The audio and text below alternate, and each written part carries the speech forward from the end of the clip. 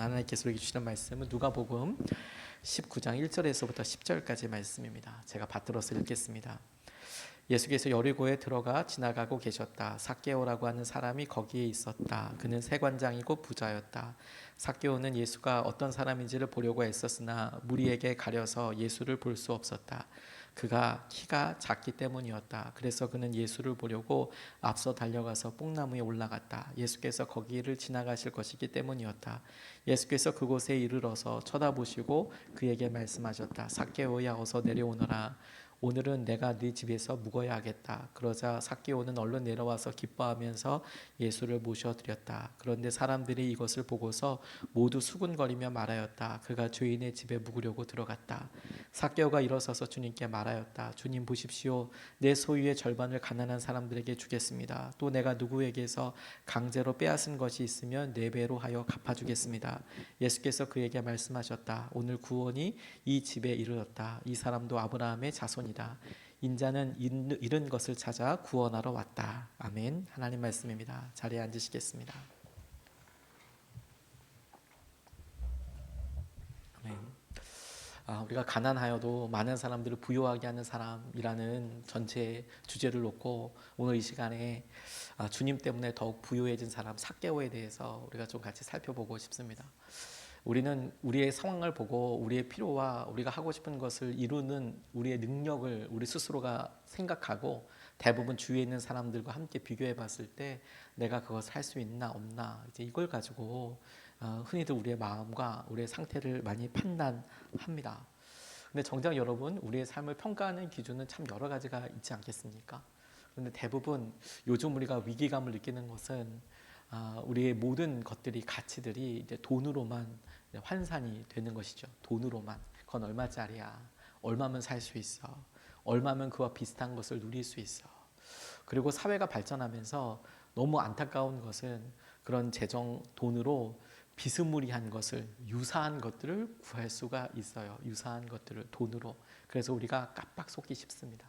그래서 그것이 마치 우리가 영원한 가치나 우리가 얻고자 했던 것들을 돈으로 살 수 있는 것처럼 생각하지만 정작은 그렇지가 않습니다. 늘 우리의 삶에 우리가 어떤 가난함을 느끼고 어려움을 느끼고 하는 것을 우리가 보게 됩니다.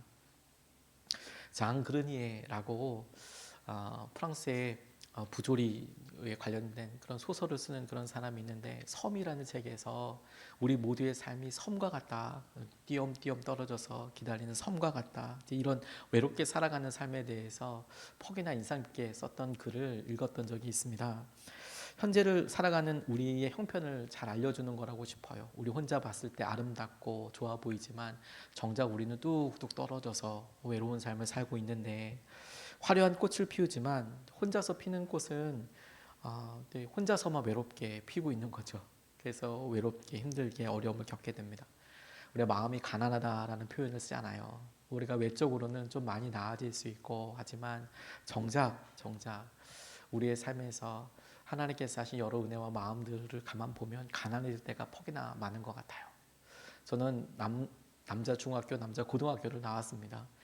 그냥 남자 중학교, 남자 고등학교에서 있을 만한 일들이 이제 다 일어나고, 뭐 아름다운 것이 없고 선한 게 없죠. 뭐 맨날 저희들 뭐 치고받고 뭐 같이 힘쓰고 이러고 놀고 있는데, 그런데 참 아이러니한 것은 그렇게 고3 생활을 보내고 고등학교 생활을 보면서 선생님한테 단체 기합도 맞고, 또 지금은 추억으로 남아있는 두들겨 맞기도 하고 빠따도 맞기도 하고, 그래서 막 억지로 그리고 보통 아이들이 했던 것처럼 선생님 욕하고 선생님 왜 맨날 때리냐 이런 그 욕하고 했던 것들이 추억으로 남는데, 정작 뭐든지 할 수 있는 고등학교를 졸업하고 나니까 그 고등학교 때 함께 두들겨 맞고 함께 남아서 청소하고 보충 수업하던 그런 친구들 만나는 게 쉽지가 않더라고요. 더 돈도 많아지고 기회도 많아졌는데 점점 더 쉽지 않아지더라고요. 여러분, 나이가 점점 들면서 어떻습니까? 여러분들 삶에 지위가 올라가고 나이가 올라가면서 마음을 진정 터놓을 수 있는 사람을 만난다는 것이 얼마나 값지고 얼마나 놀라운 일인지 모르지요. 이상하죠. 외적으로 우리는 더 나아지는 것처럼 보이고 성숙하고 성장하는 것처럼 보이지만 정작 우리는 왜 이렇게 더 차라리 어린아이들이 더 많이 배우고 더 많이 마음을 열게 되는 것처럼 보일까요? 아이들은 만나서 금방 친구가 되는데 왜 우리는 오랫동안 같이 있어도 마음을 터놓고 우리 마음속에 있는 것들에 휩싸여서 스스로 어려움만 겪고 있는 걸까요? 삭개오 부자였습니다. 그리고 삭개오가 부자였다는 표현을 통해서 우리가 우리의 관점에서 삭개오를 한번 적용해 보면 이 시대가 드러나는 삭개오의 모습과 우리의 모습이 참 많이 겹쳐지는 그런 공통되는 부분이 있다고 싶어요. 뭐냐면 그는 돈으로 모든 것을 바꾼 사람이라고 할 수 있겠다 싶어요. 저는 오늘 삭개오를 그렇게 좀 떠올려 봤습니다. 그가 돈을 벌고 돈을 벌기 위해서 사랑도 바꾸고 신념도 바꾸고 그 사랑이라는 것이 시간과 의미, 특별히 관계, 친밀한 관계라고 했을 때 이 삭개오는 그런 모든 것들을 위해서 싹 다 바꿔버린 그런 사람 중에 대표적인 사람이라고 할 수 있겠다고 싶어요. 돈은 많아지지만 사랑에는 굶주리고 의미 있는 관계가 없어지는 것. 예전에 워런 버핏이라는 사람이 자기 주위에 있는 여러 사람들 놓고 약속 잡는 걸 놓고 이야기할 때 참 흥미로웠던 것 중에 이런 내용을 이야기하더라고요. 그 사람이 세계에서 첫째, 둘째 뭐 이렇게 왔다 갔다 하면서 제일 부자였던 부자이기도 했고 실제로 그렇게 돈이 많은 사람이지 않습니까? 그러니까 전 세계에서 우리나라 삼성 회장보다도 몇 배, 몇십 배 많은 돈을 굴리는 사람인데 그 사람이 자기 주위에 있는 친구들을 부자인 사람들 놓고 보니까 나이가 들수록 주위에 있는 사람들한테 사랑받기가 참 힘들더라. 나이가 많고 돈이 많아질수록 주위에 있는 사람들한테 사랑받기가 참 힘들더라. 그래서 맨하탄에 있는 아주 초고급 호텔 2개 층을 빌려서 파티를 해도 거기에 진정으로 축하하러 가는 사람 별로 없더라. 뭐 이제 이런 이야기를 나누더라고요. 근데 저는 그런 삶을 경험해 보지는 못했지만 나이가 들수록 돈이 많아질수록 진짜 친한 사람 만나기 정말 힘들더라. 사랑받기 힘들더라 라는 말이 참 깊이 와서 새겨지게 되더라고요. 오늘 여러분 삭개오에게 있어서 우리가 발견하고 우리의 삶의 모습을 좀 발견하고 싶은 것 중에 하나가 뭐냐면 삭개오는 자신을 위해서 살아가는 사람이라고 할 수 있거든요. 그런데 자신을 위해서 살아가던 이 사람에게도 갈증이 있었다라는 부분을 우리가 오늘 주목하고 싶어요. 남들이 봤을 때 삭개오에게 뭔 갈증이 있을까? 뭐가 필요할까라고 싶지만 정작 삭개오가 오늘 보여준 행동들을 보면 그의 마음속에 말로는 하지 않았지만 행동으로 드러나는 갈증 같은 게 있었어요. 갈망 같은 게 있었어요. 그게 뭐냐면 1절에서부터 4절까지의 말씀을 보니까 이렇게 나와 있습니다. 예수께서 여리고에 지나가고 계셨다. 삭개오라고 하는 사람이 거기에 있었다. 그는 세관장이고 부자였다. 삭개오는 예수가 어떤 사람인지를 보려고 애썼으나 무리에게 가려서 예수를 볼 수 없었다. 그가 키가 작기 때문이었다. 그래서 그는 예수를 보려고 앞서 달려가서 뽕나무에 올라갔다. 예수께서 거기를 지나가실 것이기 때문이었다. 라고 나와 있는 이 장면을 한번 떠올려 보면 삭개오가 겪고 있던 일들의 몇몇 가지를 우리가 유추해서 생각해 볼 수 있습니다. 일단 삭개오에게 있어서 외적으로 명확하게 드러나는 특징은 돈입니다. 돈. 부자라고 이야기할 정도니까. 그리고 그는 세관장이라고 이야기하고 있어요. 부자, 세관장이라고 이야기하고 있습니다. 그러니까 돈이 많은 사람이었고 그 돈을 어떻게 벌었는지를 오늘 본문이 이야기하고 있는데 당시에 이 세관장, 세리들의 세금을 걷는 사람들의 장이라는 것은 그들이 어떻게 세금을 걷었는지를 보면 평판이 어땠는지를 알 수가 있어요. 당시 로마는 각 속주, 속국에게 점령한 그 지역에 귀족들도 왕족들도 웬만하면 다 인정해 줬습니다. 다 인정해 주고 그들을 심지어 로마의 시민으로 담기도 했어요. 그러면서 그 세금을 낼 수 있도록 그렇게 했거든요. 항복하면 로마의 속주, 한 어떤 강원도 이런 것처럼 속주로 받아줬어요. 항복을 하면. 전쟁에서 저도 받아줬어요. 그리고 세금을 매겼거든요. 근데 세금을 매길 때 이게 정액제였습니다. 그러니까 세금이 너희 얼만큼 이스라엘에서 얼만큼을 내. 그리고 이스라엘에서도 나눠서 그러면 유대, 요 이스라엘 예루살렘 지역은 얼만큼 내. 여리고는 얼마 내. 이렇게 세금을 정해줘요. 할당량을 정해줬습니다. 그리고 그것에 세금을 내는 것은 로마와 관련된 것이기 때문에 심각할 경우에는 이거는 안 내면 로마 황제, 로마의 통치를 반대하는 거기 때문에 로마 군대도 동원할 수 있었어요. 그런데 그 전에 그렇게 거둘 때 이 세리들이 일이 뭐냐면 중간에 수수료가 있지 않습니까? 예를 들어서 내가 세금을 100만 원을 거둬야 되면 로마에는 100만 원만 내면 되는 거예요. 그런데 세금을 거둘 때 100만 원을 거두는 게 아니라 120만 원 정도만 걷어도 좋은데 1000만 원을 걷어버리는 거예요. 그러면 1000만 원을 걷어서 100만 원만 내면 되는 거예요. 그럼 900만 원은 어디 있을까요? 여기 있는 거죠. 당시에 세금 걷는 방법이 그와 같았어요. 그래서 여러 뇌물들도 쓰기도 하고 뭐 나갈 곳이 되게 많은 것이죠. 그러니까 돈을 그 밑에 세금을 내는 사람들은 너무 힘든 그런 삶을 살게 되었죠. 정액제였거든요. 얼만큼 내면 된다. 그러니까 세금을 내는 사람들에게 있어서 제일 미운 사람은 누구냐면 세관장들이었어요. 왜냐하면 세금을 내는 것도 일단은 로마에다 내는 거니까 마음이 쉽지 않은데, 그런데 얼마를 내릴지 돈을 뭐 다 내야 된다고 하는데 액수도 알려주지도 않을 거 아닙니까? 예를 들어서 이 사람이 너무 착하게 우리가 100만 원 내야 되는데 여러분들 200만 원 내세요 이렇게 얘기할 리가 없잖아요. 어떻게 얘기하겠습니까? 200만 원 내야 된다고 얘기하겠죠. 1000만 원 내야 된다고 생각하겠죠. 그러면 세금을 내는 사람 입장에서는 이게 이 사람이 900만 원을 내는지 100만 원을 내는지 10만 원을 내는지 모르죠. 그 무턱대고 미울 수밖에 없겠죠. 도둑놈처럼 보이겠죠. 그게 당시에 세리장들에 대한 이스라엘 사람들의 평가인데, 실제로 이 세리들이 그렇게 돈을 벌었어요. 세금을 벗는 사람들이. 그러니까 엄청 부자였죠. 이 사람이 세금을 걷어서 얼마 한다고 이야기했을 때 거기에는 얼마나 벌었을지 어떻게 됐을지는 본인만 알게 되는 그런 안타까운 일이 있었습니다. 그러니까 자기가 자기에 대해서 반항하거나 이런 사람들에 대해서 군대를 동원해서 그렇게 하고 할 수 있는 그런 사람이었죠. 부자였습니다. 그렇게 얻게 된 재정이었습니다. 근데 이것 한 가지가 여러분 참 많은 것들을 우리에게 설명해 줘요. 자신이 돈을 벌기 위해서, 자기 자신이 서기 위해서 주위에 있는 친밀한 관계 다 내려놓은 사람이에요. 신념 다 내려놓은 사람이에요. 자기가 얻게 되고 자기가 잘 살기 위해서 필요하다면 모든 것들 어떤 일이라도 할 수 있을 법한 그런 마음을 갖고 있었던 사람이라고 볼 수 있겠어요. 근데 여러분 더 안타까운 것 한 가지가 있어요. 그러면서도 그의 삶에 또 다르게 보이는, 작아 보이는 부분이지만 그에게 간절함이 있었던 것 중에 하나가 뭐냐면, 그가 예수님이 오셨다라는 이야기를 들었을 때, 사람들이 많이 모이고 흥미있는 곳에 가려고 했을 때 그에게 같이 가자는 사람도 없었고 그에게 같이 갈 사람도 없었다라는 거예요. 그가 오늘 뽕나무에 올라간다고 이야기했을 때 예수님이 온다는 소식을 들었어요. 그런데 예수님이 온다는 소식을 듣고 예수님 가운데 뭐 기적이 있었다, 그분이 어떤 분이다 라고 이렇게 사람들이 많이 따라갔다는 거 아닙니까? 근데 그가 정말 외롭고 힘들었다고 생각될 수 있는 건 뭐냐면, 그의 직업이 돈은 많고 그랬지만 세리여서 그에게 사람들이 없었다라고 할 수 있지만 그의 삶에 정말 갈망은 뭐였냐면, 아무도 그에게 예수님이 왔으니까 가자고 하는 사람도 없었고, 그가 예수님을 보러 갈 때 누구라도 불러서 예수라는 사람이 온다는데 같이 가자라고 이야기할 만한 사람이 없더라는 거예요.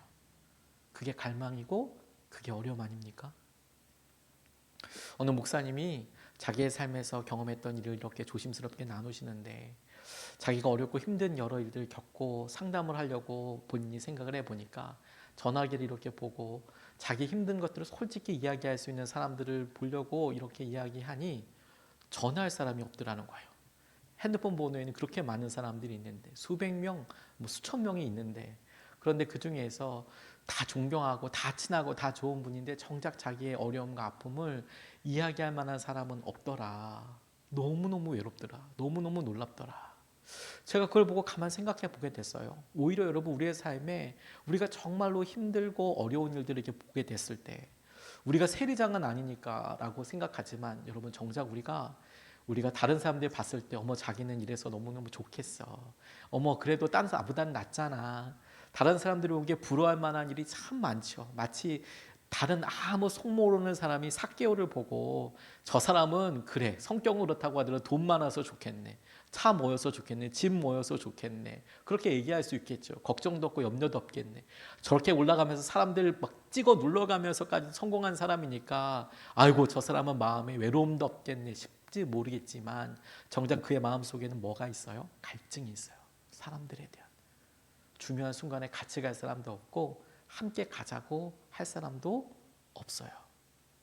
그게 정말 힘들고 어려운 일 아니겠습니까? 그게 정말 안타까운 일 아니겠습니까? 식사를 살 때 어렵고 힘들고 상황들 가운데 그런 일들이 있지 않겠어요? 그런데 여러분, 제가 대학교 다닐 때 집이 여러 힘들고 어려운 상황들에게 있을 때 돈이 있는데 안 먹는 것과 없어서 안 먹는 거, 못 먹는 거는 차이가 되게 많이 나더라고요. 돈이 있는데 좀 바쁘고 뭐 그래서 안 먹는 경우는 잊어버렸다 이렇게 하고 넘어가거든요. 그래서 저녁을 맛있게 먹으면 되죠. 근데 실제로 돈이 없어서 밥을 안 먹어보면 진짜 너무 그게 힘들더라고요. 사달라고 얘기하는 것도 쉽지 않아요. 제가 돈이 있을 때는 사달라고 얘기하는 것도 편한데 진짜 돈이 없을 때 사달라고는 얘기 못 하겠더라고요. 우리가 참 우리의 삶에서 여러분 자신을 위해서 살아가던 사람이라고 이야기하지만 삭개오 마음속에 그가 부자였다라고 이야기하는 그 뒷면에 부러워했겠구나. 사람들이 손가락질하면서도 사실 부러워하는 여러 사람들 중에서 나도 기회가 되면 삭개오처럼 살아야지 이렇게만 생각하지만 정작 그의 마음속에 그늘 뒤에 있는 그의 어두운 현에는 뭐가 있냐면 아무도 그 주위에 사람이 없는 거예요. 그게 너무 힘들고 어려운 거죠. 쉽지 않고 어려운데도. 그런데 그렇기 때문에 오늘 예수님께서 그에게 다가오신 것이 그에게 참 커다란 의미라고 싶어요. 예수님이 다짜고짜 그에게 하신 첫 번째 행동이 뭔지 아십니까? 그의 이름을 불러주신 거였어요. 그의 이름을 기억해 주는 분이 계셨어요. 5절 6절 말씀입니다. 예수께서 그곳에 이르러서 쳐다보시고 그에게 말씀하셨다. 삭개오야 어서 내려오너라. 오늘은 내가 내 집에서 묵어야 하겠다. 그러자 삭개오는 얼른 내려와서 기뻐하면서 예수를 모셔 들었다고 이야기하고 있습니다. 이름은 우리에게 참 중요한 것들을 나타냅니다. 우리가 처음 만나면 서로가 소개하지요. 근데 여러분 점점 이렇게 만날수록 이름 자체보다도 우리가 하고 있는 일이나 우리가 하고 있는 어떤 직책, 우리가 하고 있는 어떤 일로 많이 만나는 경우들이 많지 않습니까? 점점 이름은 어떤 부수적인 거고 이름 자체로 불러주는 사람은 없어요. 삭개오를 사람들이 뭐라 불렀을까? 뭐 매국노, 뭐 세리장, 뭐 다양하게 부를 수 있죠. 부자 이렇게 부를 수도 있었고요. 혹은 키가 작았다고 이야기하니까 그를 폄하하듯이, 욕하듯이 왜소한 사람, 뭐 난쟁이 뭐 이렇게 불렀을 수도 있겠죠. 근데 정작 여러분 그가 그렇게 불렀던 여러 일들 중에서 그의 이름을 불러주고 삭개오야라고 불러주는 사람은 몇 명이나 있을 것 같습니까? 여러분 한번 생각해 보세요. 여러분들 지금 나이에 여러분들 이름을 불러주는 사람은 몇 명이나 됩니까? 여러분들의 이름을 불러가면서 제가 오늘 이렇게 떼어보면서 생각해 보니까 저한테 제 이름을 불러주는 사람은 거의 점점 없어지던데요. 진짜 거의 없어지던데요. 이제 제 친구들도 서로 이름 부르기 친구들은 부르더라고요. 물론 근데 제 이름을 부르는 게 아니라 저를 뭐 내가 자녀도 아닌데 뭐 저를 자기 새끼라고 이렇게 이야기를 표현을 하더라고요. 제가 자기 자녀라고. 걔네들 교회를 안 다녀서 그런 게 아닌가 싶기도 해요. 뭐 괜찮습니다. 중학교 때 친구니까 뭐 아직까지 저를 중학생으로 보는지는 모르겠지만 그렇게 뭐 얘기할 수 있죠. 하지만 이름 이렇게 부르는 거 점점 없지 않습니까? 이름을 소개한다는 것은 우리에게 참 중요한 의미가 있는 것 같아요. 내가 당신과 이야기를 나누겠습니다. 내가 당신과 관계를 맺겠습니다. 내가 당신을 압니다. 제가 외국 사람들과 이야기할 때 그 이름이 참 특이하다, 받아들이는 의미가 우리랑 좀 다르다라고 새삼 느꼈던 게 뭐냐면 제가 미군 부대에 있을 때 저랑 친했던 미군이 한 명 있었거든요. 뭐 나중에라도 그 분을 만나고 싶기는 한데 뭐 미국에서 어떻게 만날 수 있을지 모르겠어요. 제프리 고든 스펜스라는 사람이 있었는데 이게 풀 네임이에요. 풀 네임.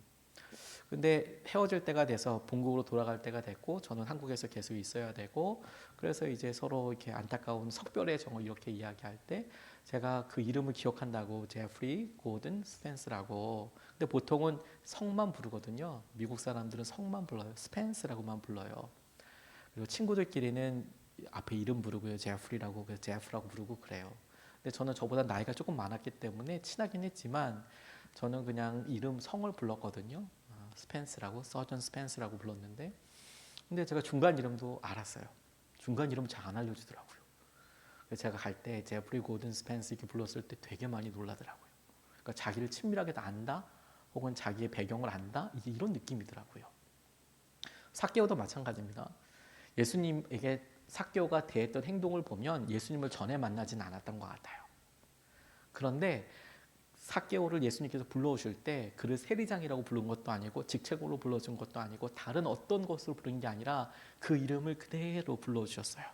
태어났을 때 아버지에게 받았던 그대로 삭개오라고. 그게 삭개오가 갖고 있었던 여러 상황들과 그를 난쟁이로도 본 거 아니고 그를 세리장으로 본 거 아니고 그의 삶에 그가 갖고 있었던 돈으로도 본 것도 아니고 그가 과거에 했던 행동과 그를 묶고 있는 여러 과거의 그의 어떤 아픔들로 묶고 보는 것도 아니고 너는 삭개오지 삭개오. 예수님께서 그의 마음과 그의 삶을 그대로 불러주셨어요. 삭개오 삭개오라고 너는. 있는 그대로를 받아주신 것이죠. 그리고 그것은 여러분 관계를 맺기로 하셨다는 것 아니겠습니까? 내가 너와 관계를 맺게 되겠다. 그것을 그대로 받아들였던 의미를 보면 너무 중요하다고 싶어요. 왜? 함께 하시겠다라는 거니까. 함께 하시겠다라는 거니까요. 함께 하시겠다. 저희 어렸을 때, 저희 어렸을 때 얘기해서 좀 그렇긴 하지만 저희는 단칸방에서 오래 살았거든요. 제가 어렸을 때 기억나는 게 저희 집에 손님들이 이렇게 오시면 교회 손님들이 오시면 단칸방에서 같이 다 잤어요. 지금 생각하면 이상하지만 그때는 단칸방인데 이렇게 진짜 켜켜이 잤습니다. 켜켜이 새우 이렇게 엮어놓듯이 켜켜이 잤어요. 그래서 자다 보면 친척들도 있지만 친척 아닌 사람들도 자고 그랬거든요. 그래서 지금은 그분들이 다 목사님 돼 있고 목사님 사모님이 되어 있는데 그 우리 교회 전도사님 저희 교회 아버지 교회 전도사님의 자녀들 누나가 저보다 한 살 많았고 그리고 형이 저보다 2살인가 3살 많은 형이 있었는데 그분은 이제 목사님 됐고 그 누나는 사모님이 됐는데 저희 친누나 말고 우리 전도사님의 자녀들과 한 방에서 같이 자고 그랬어요. 그리고 어머니 아버지도 다 주무시고 거기서 다 그러고 그랬어요. 그게 사실 우리 뭐 아무 형편이 없으니까 그렇게 되긴 했죠. 마음을 열어두고 받아들이는 거예요. 제가 한 번은 하치오지 영광교회 가게 들릴 일이 있어서 갔을 때 소대선 목사님이 자신의 집에 가서 자꾸 자자고 하더라고요.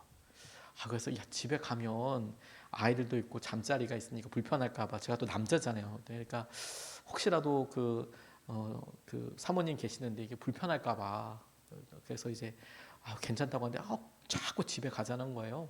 같이 갔어요. 저 때문에 딸아이가 이제 자기 방을 한 살 방을 비워야 되잖아요.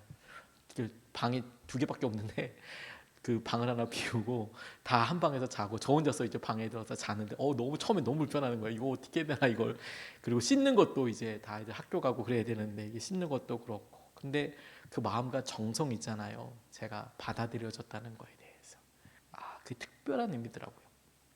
나 그 방에 갔고 제가 호텔에서도 잘 수 있고 뭐 호텔이 아니라 조그마한 여인숙 같은 데 잘 수도 있고 그런데 제가 그 집에 가면서 참 많은 생각을 했어요. 기도하면서 그 아이들 이름도 다 기억하게 되고 그 위해서 기도해도 주고 또 그 숙박비가 안 된 대신에 애들 용돈이 더 많이 들었지만 어쨌든 그곳에서 함께 보내면서 새롭게 있었던 옛날 생각이 많이 나고 그러더라고요. 예수님께서요 그의 이름을 불러주시고 그의 집에 들어가시겠다. 거기서 묵겠다 이렇게 말씀하신 거 아닙니까? 삭개오야 삭개오야 너 있는 모습 그대로 네가 뭐 세리장이든 뭐든 내가 너의 지금 그 모습으로 내가 너를 만나고 내가 너와 함께 하겠다. 전 이게 여러분 우리에게 되게 중요하겠다고 싶어요. 오늘 여러분 우리가 분주하고 바쁜 삶을 살다가 이렇게 다가오죠. 그래서 우리가 어느 순간에 다른 사람들에게 보이는 것과 우리 자신에 대해서 혼동될 때가 있어요. 우리는 우리 스스로에 있어서 우리가 어렵고 힘든 것 잘 보이지 않습니다. 그래서 다른 사람들이 우리를 무시하는 거 원치 않고 우리 힘든 것 아는 거 별로 원치 않아요. 하지만 우리 마음속에 갈망이 없는 건 아니에요. 갈망이 있어요. 갈망이 있는데 솔직하게 내어놓지 않죠. 근데 주님은 우리가 기도하는 자리, 우리가 주님을 보러 오늘 뽕나무에 올라가듯이 찾아온 그 순간에 우리의 이름을 불러주시는 분이에요. 우리의 이름을. 우리의 그 모습 그대로를 불러주시고 이끌어가 주시는 그 분이라는 거예요. 근데 여러분 바로 여기에서 우리는 가난해도 우리가 주님 때문에 더 부유해진 사람이 되는 거예요. 그걸 어떻게 알 수 있냐면 그래서 일어나게 된 삭개오의 변화를 보면 그가 더 부유해졌다라는 것을 알 수 있습니다. 8절에서부터 10절까지 말씀이 이렇게 이야기합니다. 삭개오가 일어서서 주님께 말하였다. 주님 보십시오. 내 소유의 절반을 가난한 사람들에게 주겠습니다. 또 내가 누구에게서 강제로 빼앗은 것이 있다면 4배로 다하여 갚아주겠습니다. 예수께서 그에게 말씀하셨다. 오늘 구원이 이 집에 이르렀다. 이 사람도 아브라함의 자손이다. 인자는 잃은 것을 찾아 구원하러 왔다라고 이야기하고 있습니다.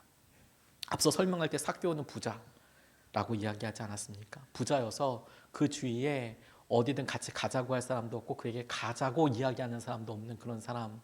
그가 뭐 외소했다 이런 건 다 차지하고 다 빼고서라도 그는 부자였고 세리여서 주위의 사람들 신경 안 쓰고 자기만 알고 성공하고 그런 사람이었다라고 말씀드렸는데, 주님께서 그를 찾아오셔서 세리장도 아니고 키가 작은 사람도 아니고 부자도 아니고 그냥 삭개오로서 그를 만나주셨을 때 그의 삶의 중요한 가치가 변화되게 돼요.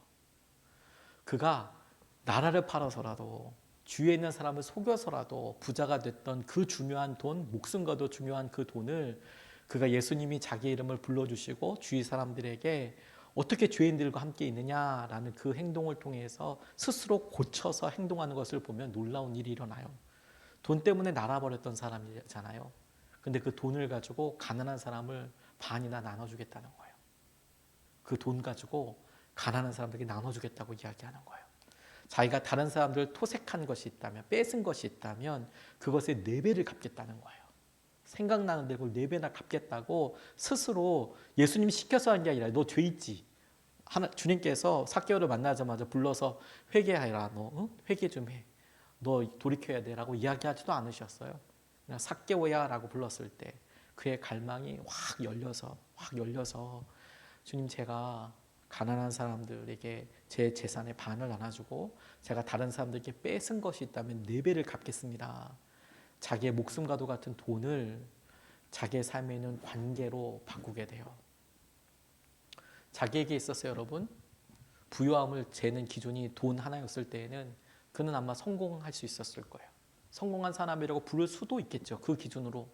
근데 그의 삶에 왜 늘 힘들고 낙담되고 어렵고 외롭고 힘들었는지 아십니까? 왜 뽕나무에 왜 예수님이 와도 혼자 숨어서 아무도 없이 키가 작았기 때문만은 아니지 않습니까? 왜 그런 삶을 살았는지 아십니까? 그의 삶의 기준이 돈이라고 했지만 돈만이 아니기 때문이에요. 그의 삶을 평가하는 것은 하나님의 나라, 하나님의 말씀, 영원한 약속, 그것이 빠져 있기 때문에 그렇지 않겠습니까? 그의 삶이 영원한 하나님의 약속, 하나님과의 관계라는 새로운 기준으로 다시 매겨지게 되니까 그의 삶에 자기는 부유하지만 가난한 삶을 살았어요. 너무 힘들고 외롭고 힘든 삶을 살았어요. 그런데 그가 그 돈이라는 기준을 내려놓고 주님을 붙잡게 되었을 때 더욱 부유함을 느끼게 돼요. 왜? 어떻게 더 부유함을 느꼈다고 자신 있게 이야기할 수 있냐면, 돈을 그렇게 중요한 돈까지도 포기해서, 더 좋으니까 포기하는 거 아니에요? 그 돈까지도 포기해서 주님을 붙잡게 되니까. 그 돈마저도, 목숨 걸고 지켰던, 나라를 배신해서라도 지켰던 그 돈마저도 버려서 가난한 사람들을 선택하고 다가갈 수 있었다라는 것은 그가 더 좋은 것을, 마치 더 값진 진주를 발견한 사람처럼, 마치 밭에 감추인 보화를 발견한 사람처럼 그거 버려서 더 좋은 것을, 더 부유하게 하시는 것을 붙잡았다는 거예요. 그런 의미에서 삭개오는 돈은 어떻게 될지 모르겠지만 예수님 때문에, 주님 때문에 더 부유한 사람이 되는 것이죠. 전 이거 너무 중요하다고 싶어요. 주님께서 더 우리를 부유하게 하시고 이끌어 가실 때. 여러분, 우리가 얼마 있으면 이제 설이 되잖아요. 부모님한테 참 부끄럽지만 어느 해에는 많은 것을 좀 섬길 수 있을 때가 있지 않습니까? 매번마다 최선을 다해서 섬기고 싶지만 어떤 때는 형편이 참 안 돼서, 그래서 진짜 딱 간당간당 이렇게 했지만 어떤 때는 참 마음도 그렇고 여력도 되고, 그래서 조금 더, 얼마 차이는 안 난다고 해도 조금 더 마음을 쏟을 수 있고 조금 더 사랑을 표현할 수 있고 그럴 때가 있지 않습니까? 그럴 땐 여러분, 시댁이든 친정이든 갈 때 우리의 걸음 자체가 다르지 않습니까? 단돈 봉투에 얼마라도 더 담고 얼마라도 더 표현하고 얼마라도 더 할 수 있으면 사랑을 표현할 때 우리가 더 놀라운 은혜와 풍성해짐을 경험하지 않습니까? 사랑은 표현하는 것만큼이거든요, 사실.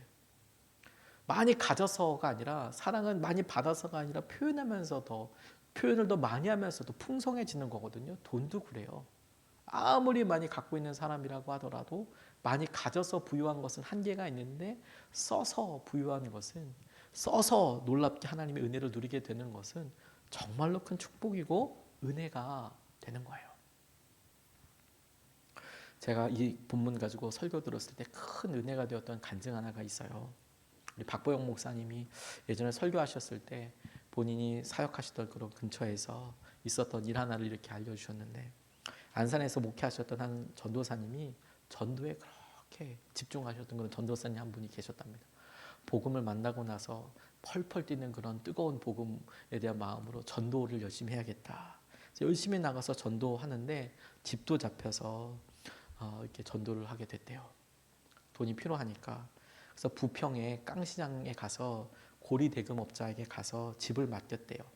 집을 맡기고 요거 전도하는데 좀 필요하다고 그래서 한 달 내로 갚지 않으면 임의 처분 각서까지 썼대요. 그리고 주님께서 돌려주시겠지. 그리고 한 달 동안 쫙 다 이제 이렇게 막 한 달인지 몇 달인지 이렇게 좋게 써서 마음껏 전도하면서 그 돈을 다 써버렸답니다. 근데 하나님이 약속하신 그날에 주실 줄 알았는데 아무것도 주시지 않더래요. 아무것도 주지 않더래요. 그래서 어쩔 수 없어서 기한이 됐으니까 연기하러 갔대요. 연기하러 갔는데 얼굴이 노란 할아버지가 담배를 이렇게 뻐끔뻐끔 깜깜한 소파에 앉아서 담배를 이렇게 뻐끔뻐끔 피우고 계시면서 손짓하면서 가라고 이야기도 듣지 않고 그냥 가라고 연기 좀 해달라고 하니까 가라고. 그러니까 이분이 너무 말도 안 되는 거였어요. 왜냐하면 그렇다고 해서 자기가 맡긴 그 집에 돈을 다 받은 게 아니라 3분의 1밖에 안 받았대요. 원래 가격에 3분의 1밖에 안 돼. 그럼 돈이라도 좀 더 달라고. 그러니까 원래 가격이 있으면 3분의 1만 받고 임의처분 각서까지 썼는데 그럼 연기가 안 되면 그러면 돈이라도 좀 달라고 이야기했더니 가라고. 상대도 안 하겠다고. 너무 당황스럽죠. 그래서 3분의 1 가격에 집이 날아가게 되는 그런 상황이 됐습니다. 그러니까 나가라고 하니까 이분이 너무 참담하고 황당하기도 하지만 그분한테 이렇게 이야기했대요. 그럼 내 얘기 10분만 들어달라. 그러니까 이분이 가만히 담배 피면서 이렇게 뻐끔뻐끔 보시다가 얘기해 보라고. 네. 근데 이분이 이제 예수님에 대해서 복음을 전했대요. 예수님 이거 천국 가시라고. 그래 다음은 지옥 간다고. 그 얘기를 이제 막 거기서 이제 전하고 돌아왔대요. 근데 이제 그리고 나서 놀라운 일이 일어났답니다. 전화가 다시 와서 잠깐 오라고 하더니 앉자마자 물어보더래요. 그럼 내가 어떻게 하면 되겠냐고. 뭘 어떻게 하냐고. 그건 얘기했지 않느냐고 나한테. 그럼 내가 어떻게 하면 되겠냐고. 잠이 오지 않는다고 무서워서. 그래서 교회에 가면 된다고 했더니 함께 교회를 가자고 이야기하시더래요. 그래서 이분이 기도를 정말 많이 하고 하나님 이분이 딱 교회를 방문했을 때 큰 은혜를 받게 해주십시오. 그래서 이제 교회를 이렇게 데리고 모시고 갔는데 세상에 그날따라 그 교회 목사님이 설교하셨던 설교 내용이 삭개오 이야기를 하시더라는 거예요. 너무 마음이 어려웠대요. 삭개오 얘기 이야기하시니까 이 깡시장에서 고리대금 하시는 이분이 어떻게 해야 되나 이 전도사님이 너무 힘들고 어떻게 두렵고 떨리는 마음으로 기도하고 있는데 오는 날 또 설교가 또 삭개오 설교야. 이래가지고 막 힘들어하고 있는데 이분이 충격에 빠져듣다가 자기 재산을 가난한 사람에게 뭐 나눠주었다. 남의 것을 토색한 것이 있다면 4배나 갚아주겠다. 삭개오 이 얘기를 이제 들은 거죠. 그리고 아무 말 안 하고 그냥 돌아가시더래요. 그래서 그냥 끝났나 보다 이렇게 이야기했더니 나중에 전화가 와서 다시 오라고 하더래요. 그리고 집 문서를 돌려주면서 다음 주에 다시 오라고 또 하더래요. 그래서 어디 좀 같이 가자고.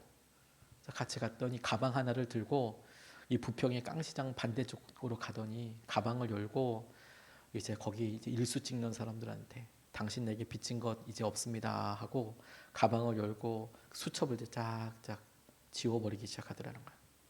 그랬더니 거기 일수 찍던 사람들이 그렇게 많이 울더라는 거예요. 이제 당신 나에게 빚진 거 없습니다. 그리고 그거 이제 차용증 찢어주고 그날에 그 시장에 그렇게 우는 사람들이 많고 사람들이 그분 이렇게 따라다니면서 몇 천만 원이건 몇십만 원이건 몇 억이건 간에 그날 그렇게 통곡 소리가 요란했다고. 하나님께서 우리에게 여러 삶의 일들을 주시죠. 근데 여러분, 우리는 늘 우리가 갖고 있는 형편을 지키는 것, 갖고 있는 것, 그래서 거기서 더 들어오는 것을 부요함이라고 생각을 해요. 그것도 분명히 맞을 겁니다. 근데 여러분, 하나님께서는 우리에게 이미 모든 것들을 주셨잖아요. 부요하게 살아가도록 주님께서 우리에게 허락하여 주셨잖아요. 우리의 시선과 마음이 바뀌는 거죠. 예수님 때문에. 우리가 예수님 때문에 주님께서 하시는 일을 보고 알고 누리게 되는 거예요. 우리가 갖고 있는 다른 여러 가지 것보다 주님께서 우리에게 허락하여 주시고 우리에게 주신 것으로 인하여서 우리가 더 부유한 삶을 살게 되는 것이죠. 그래서 우리와 똑같은 기준 아닌 사람들이 있어요. 그래서 여전히 그 기준 가지고 살아가죠. 부러워할 필요 없어요. 왜냐하면 우리도 마찬가지죠. 우리가 사람들 봤을 때 누구는 그 모습을 보고 부러워하고 할지 몰라도 오늘 삭개오처럼 그렇게 살아가는 거 부러워하고 세리간이고, 그래서 내가 더 독하게 삭개오처럼 더 독하게 몰아붙이고 더 열심히 하고 그랬으면 삭개오보다 더 부자 됐을 텐데, 그게 부유해지는 길이 아닙니다. 여전히 우리 삶에 어려움이 있고 낙담이 있고, 주님께서는 우리의 이 모습 그대로 우리를 불러주세요. 우리의 힘든 모습과 우리의 연약한 모습과, 그리고 우리에게 찾아오셔서 아무런 선입견 없이 우리의 과거의 죄, 쓴뿌리 이런 거 상관없이 우리를 불러주시고 우리와 함께 해주시겠다라는 거예요. 그 함께 해주시는 분 때문에 여러분, 돈을 아무리 줘도 그거 누릴 수가 없었는데, 아무리 많은 사람을 샀어도 내게 이런 마음을 전할 수 있는 사람이 없고, 나를 자유하게 해주는 사람이 없고, 나를 치유해주는 사람이 없었는데, 그 주님이 내게 오셔서 함께 해주심으로 내게 돈으로 살 수 없는 주님의 평안과 치유하심과 능력과 함께하는 것을 우리가 누려요. 그러고 보니 결과적으로 돈보다도 더 놀라운 하나님의 사랑과 은혜를 우리가 소유하게 되는 것이죠. 그래서 우리가 자유하고 주의 놀라운 은혜를 오늘도 붙잡고 그것을 함께 볼 수 있으면 좋겠습니다. 오늘 여러분, 우리가 이 금요 성령 집회 때 이렇게 기도하면서 주님께서 우리에게 하실 여러 일들을 우리가 같이 구하지 않습니까? 주님 때문에 여러분, 우리가 조금 더 저와 여러분이 더 부유해졌으면 좋겠습니다.